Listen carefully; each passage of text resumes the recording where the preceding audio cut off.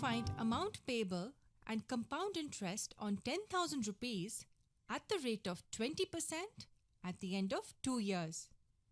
We need to find the amount as well as the compound interest.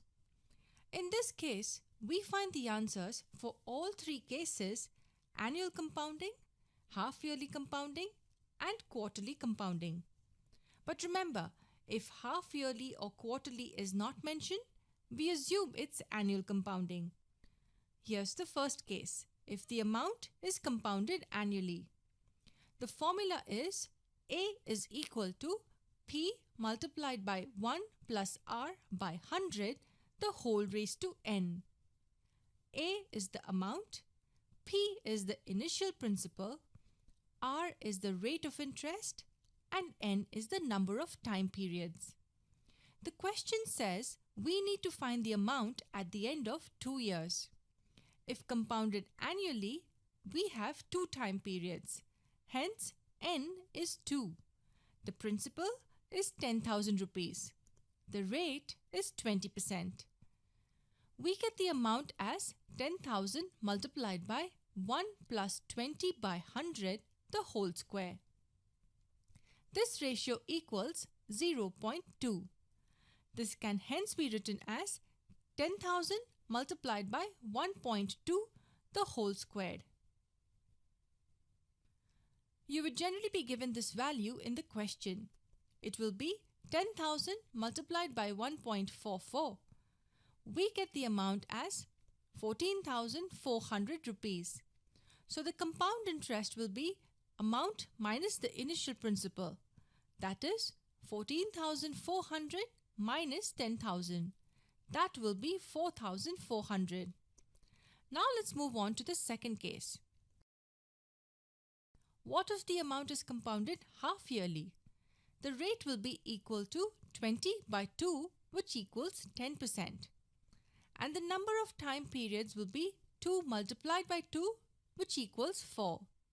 Again, the formula is A is equal to P multiplied by 1 plus R by 100, the whole raised to N.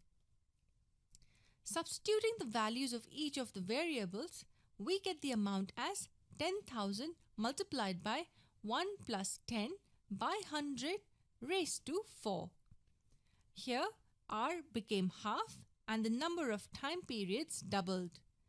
This value is 0.1. That will equal 10,000 multiplied by 1.1 raised to 4. And this equals 1.4641. The amount equals 14,641. So the compound interest will equal the amount minus the principal, which will equal 4,641 rupees.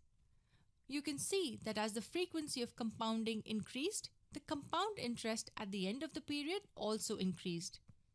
Now we come to the last part of the video. What if it is compounded quarterly? If we compound it quarterly, the rate will be 20 divided by 4, which equals 5%. And the time periods will be 2 multiplied by 4, which equals 8.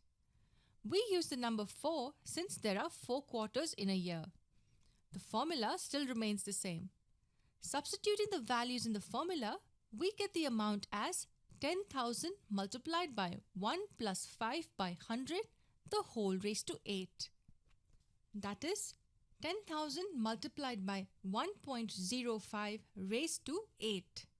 As I said before, do not worry about these calculations. You will be given these values in the question. This value equals 1.4775. Finally, we get our amount as 14,775. The compound interest will be the amount minus the principal.